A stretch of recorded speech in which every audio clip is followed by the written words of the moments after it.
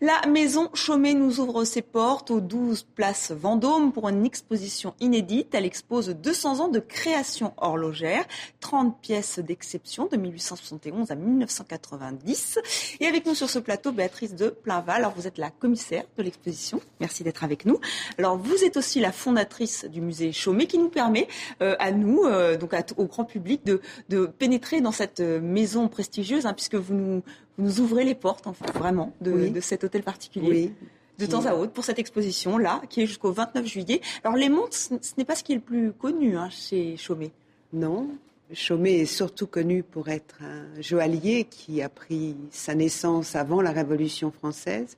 Et le fondateur de Chaumet va avoir la perception de l'implication sociologique et historique de son temps, et il va comprendre que Napoléon et Joséphine ont besoin d'élaborer leur mythe de toutes pièces, et l'occasion du sacre et du couronnement va être l'occasion pour Chaumet de réaliser des pièces très importantes. Ce diadème épi de blé, balayé par le vent, est un bijou asymétrique qui reprend tout à fait l'esprit naturaliste hérité du XVIIIe siècle. Alors c'est ce diadème qui nous accueille, mais on va revenir à ces fameuses montres. Et vous le dites, l'histoire de Chaumet est liée à celle de Napoléon. On voit ici cette montre qui est avec le N de Napoléon. Voilà. C'était vraiment, le fondateur de Chaumet a tout de suite compris qu'il y avait, vous nous l'avez plus ou moins expliqué, qu'il y avait aussi il allait se faire connaître grâce à Napoléon, grâce à Joséphine. Absolument. Cette période correspond à l'âge d'or des arts décoratifs, et c'est la naissance du bijou parisien tel qu'il est célèbre dans le monde entier. Chez Chaumet, nous sommes joailliers, mais aussi nous nous appuyons sur le talent de très grands horlogers. Le plus célèbre étant Breguet, qui va réaliser des mouvements, et puis Chaumet va habiller les montres. Et Napoléon Ier va beaucoup apprécier ces petites machines précieuses que l'on peut offrir à des dignitaires, à des ambassadeurs. C'est un cadeau de remerciement ou de bienvenue.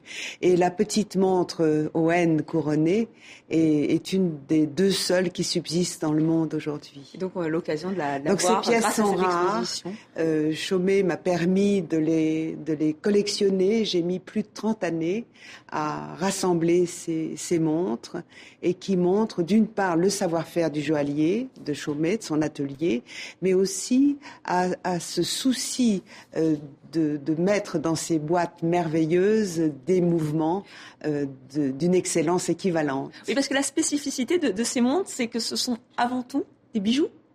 Ce sont des bijoux, ce sont des pièces uniques, jusqu'à l'art déco, où on va peut-être après Chaumet va commencer à réaliser des montres plus en série, mais ce sont tous des modèles uniques, individuels, par conséquent fragiles et excessivement rares à trouver. Et alors, ce sont aussi de très beaux cadeaux, vous l'avez dit. On va voir une autre montre qui a été offerte donc à la femme d'Adolphe Thiers, donc président de la Troisième République. Alors, on va revoir cette montre qui est très patriotique. Elle est bleu, blanc, rouge. Voilà, ce week-end du 14 juillet, la voici. Et il y a la place Vendôme, c'est ça qui est... Voilà, le mouvement est de Breguet. Chaumet a réalisé toute la partie joaillerie. Et Adolphe Thiers va beaucoup contribuer à reconstruire la colonne Vendôme après qu'elle fut démolie sous la Commune, et on la retrouve sur cette montre, on retrouve cet esprit de la colonne Vendôme. Donc c'est une rencontre très intéressante, un rendez-vous du destin, et je dois dire que il m'a fallu un certain temps pour pouvoir faire l'acquisition d'une montre aussi...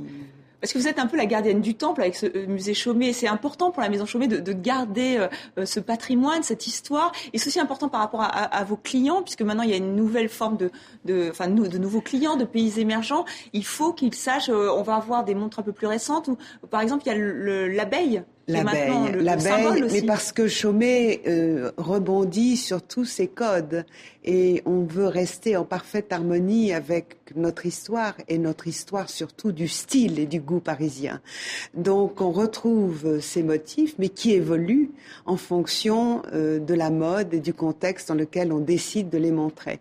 Ça, ce sont des montres squelettes aussi. Oui, alors ça qui n'ont absolument rien à voir, parce qu'en fait, c'est vrai que cette exposition de montres anciennes, historiques, est mise en perspective perspective avec la nouvelle collection et aussi avec une nouvelle. On sent aussi qu'il y a une nouvelle offensive de la Maison Chaumet, justement pour faire redécouvrir. Vous savez, plus on a de racines, plus on peut se permettre les décalages. Et Chaumet a toujours aimé les décalages. Et les décalages s'expriment à chaque période. Et ces montres, qu'elles soient en émail, en diamant, nous avons gardé la mémoire de tout. Et nous avons surtout aussi une collection de dessins. Unique. Qu'il faut admirer. Donc l'exposition se tient jusqu'au 29 juillet. Merci beaucoup Béatrice de Plainval d'être venue sur le plateau de TV5 Monde. Et c'est la fin de ce journal. Merci à vous.